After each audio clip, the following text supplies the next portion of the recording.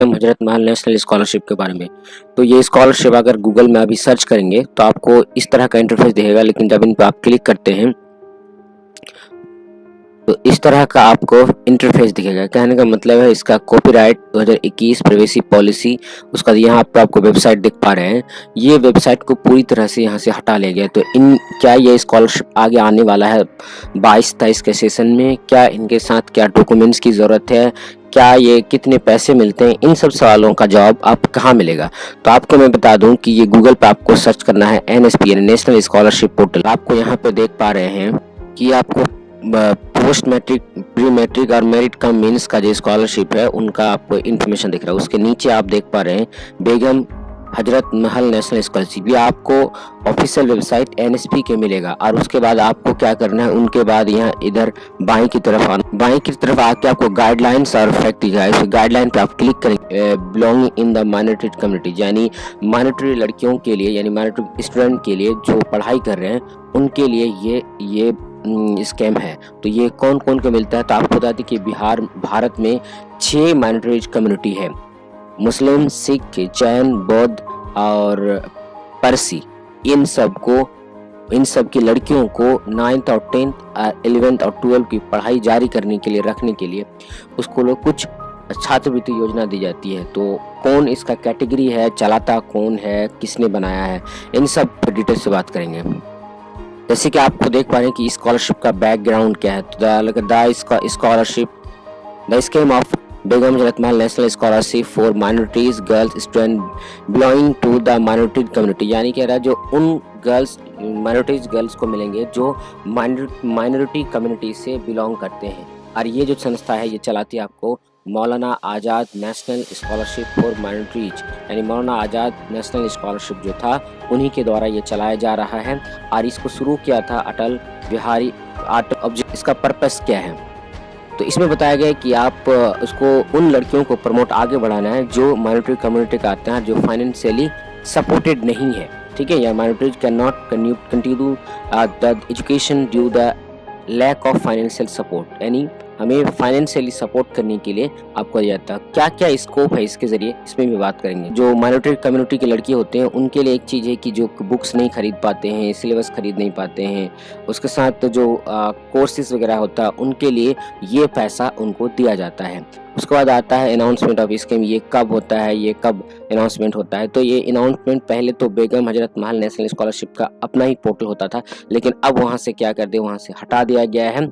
अब वो national scholarship पे आ गया। तो इसका ऑनलाइन हम इसका फॉर्म कैसे भरेंगे? तो इसका ऑनलाइन होगा, जो अब कह रहा है यहाँ पे, जो mood apply the scheme of implemented thought of the national scholarship portal NSP में।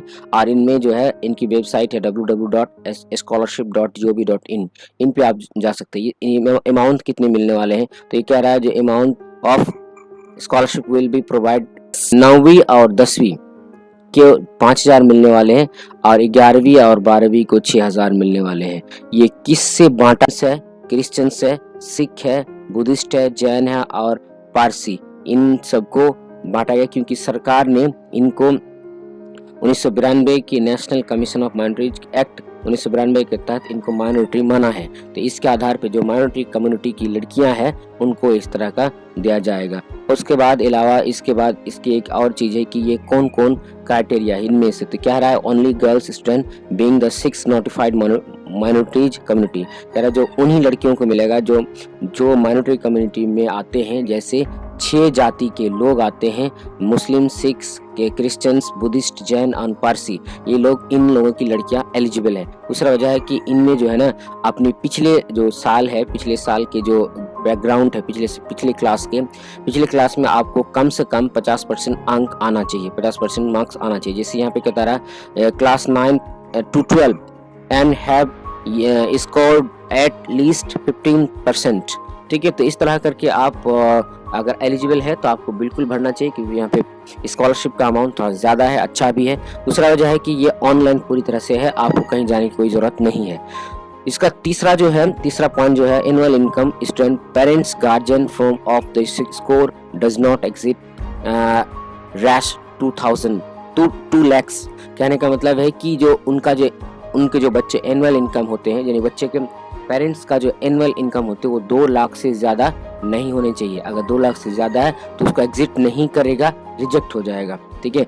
तीसरा इसका है an income certificate issue from ये कंप्लेटेंट। अगर आप जैसे देख रहे हैं कि आपका जो लोकल इनकम सर्टिफिकेट है वो इशू कौन करता है, वो इशू के आधार पे जैसे गवर्नमेंट करती है या कोई स्टेट अथॉरिटी वगैरह करता है, तो इन्हीं का एलिजिबल है। दूसरे 5वां बिंदु इसका क्या है, अब यहाँ पे क्या कह रहा है, जो आपके जो सर्टिफिकेट यानी कम्युनिटी सर्टिफिकेट वो आपको लगेगा, यानी जाति प्रमाण पत्र आपको लगेगा, और आप वो अपने माता पिता के अगर बना हुआ है तो आप माता पिता के द्वारा भी बनवा सकते हैं, क्योंकि किसी का 18 साल के एज में अटेंड नहीं करता है, इसीलिए आप माता पिता का ये जाति प्रमाण लेके आप अपना बना सकते हैं। हालांकि आजकल बन जाता है। इसका 6ठा पॉइंट है क्या, इसमें से कह रहा है कि कुछ स्टूडेंट को अगर वो डिसिप्लिन या ये कोई टर्म एंड कंडीशन को फुलफिल नहीं करता है तो उसका आपको सस्पेंड या कैंसिल किया जाता है। तो ये किसी के ऊपर आधारित नहीं है कि आपने क्यों किया, क्योंकि एनएसपी पोर्टल पे ये बेगम हजरत महल का जो स्टेटस है वो अगर गलत हो रहा है तो आप किसी पे क्लेम नहीं कर सकते। इसके ये रीजन दिया गया, रेगुलेशन, यानी आपको फुलफिल नहीं कर पाते उसका टर्म एंड कंडीशन, यानी उसको नियत और शर्तें जो है, तो आपको ये हटा सकता है या कैंसिल या सस्पेंड कर सकता है इस स्कॉलरशिप के लिए। तो आप उसको कोई इसका इशू नहीं बनता है, किसी को आप दोष नहीं दे सकते हैं। इसमें से एक और चीज कहा जा रहा है 9वां नंबर पे, जो वो लोग जो स्कॉलरशिप लेंगे वो सेंट्रल गवर्नमेंट का एक ही स्कॉलरशिप लेंगे, जैसे एसटी एससी ओबीसी मैन जो आता है, इनमें से आपको इन चारों में से अलग अलग स्कॉलरशिप आता है। तो आपको सिर्फ ये माइनॉरिटी अगर आप लेना चाहते हैं यही लेंगे, अगर चार और आगे लेना चाहें अगला अलग कैटेगरी का लेना चाहते हैं तो ये ऑलरेडी कैंसिल हो जाएगा, क्योंकि ऑनलाइन मोड पे सब कुछ रहता है। तो इस तरह कहने का मतलब है आप किन्हीं एक स्कॉलरशिप के लिए ही एलिजिबल है, बाकी को आप छोड़ सकते हैं, छोड़ना ही पड़ेगा। एक बात यहाँ पे और कहा गया है, जो इनमें आपके जो परिवार के हैं ज्यादातर आपके फैमिली के 2 ही मेंबर को इस स्कॉलरशिप मिल सकता है, 2 ही लड़की को मिल सकता है। तो ये एक इम्पोर्टेंट बिंदु है, आपके घर वालों को अगर 2 ही बंदे हैं तो आप ले सकते हैं इस स्कॉलरशिप के लिए। तो इनके लिए क्या क्या डॉक्यूमेंट की जरूरत है मैं एक अलग से वीडियो बना दूंगा, हालांकि ये समझाने के लिए बहुत लंबा वीडियो बन रहा है, लेकिन आप घबराएं नहीं, आपको मैं पूरी तरह से समझा के जाऊंगा। आपका 13वां नंबर में कह रहा है जो आपका आधार जो है वो ऑनलाइन के माध्यम से करेक्ट होनी चाहिए। अगर आप करेक्ट नहीं देते हैं तो आपका जो है फॉर्म वो क्या हो जाएगा, आपका फॉर्म सबमिट हो तो जाएगा लेकिन आपका अकाउंट में पैसा नहीं आएगा, क्योंकि आपका पूरी तरह से आधार के माध्यम से बैंक को भेजा जाता है। ये मेंशन करना होगा आपका ही आधार है और आपको इस तरह करके पैसा भेजा जाता है, आधार से लेकर भेजा जाता है। अगर आप नहीं देते तो आपका अकाउंट में पैसा नहीं आएगा, क्योंकि ये पूरी तरह से ऑनलाइन है। तीसरा आज इसका 11वां नंबर में कह रहा है इंस्ट्रक्शन ऑफ रिलेटेड और to bank account. Bank account में इसके साथ क्या क्या, बैंक अकाउंट के साथ साथ क्या क्या जरूरी है ये आप यहाँ पे देख सकते हैं।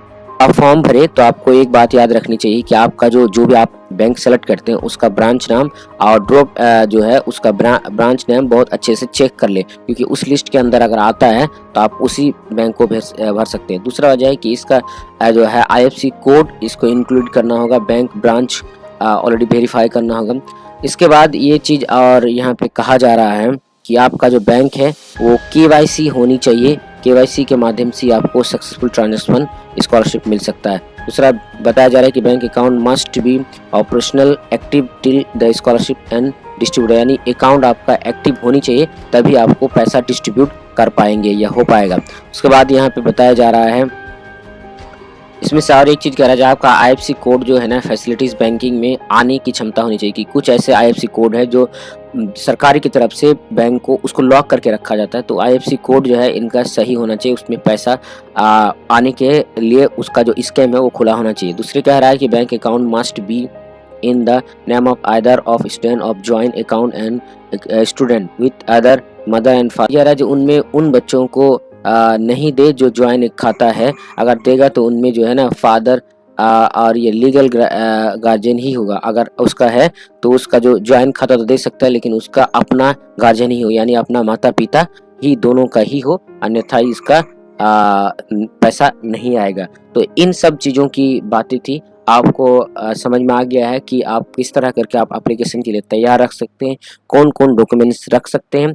तो इन सब इन्फॉर्मेशन को जानने के लिए हमारे चैनल को बने रहें। मैं स्टेप बाय इस बार सेशन 2022 तक इसके फॉर्म भर के दिखाऊंगा, एक भी गलती नहीं करूंगा और वो चीज़ आपको इस चैनल पे देखने को मिलेगा। आई होप आपको ये वीडियो पसंद आए। वीडियो पसंद आए तो हमारे चैनल को सब्सक्राइब करें, हमारे वीडियो को लाइक करें। धन्यवाद।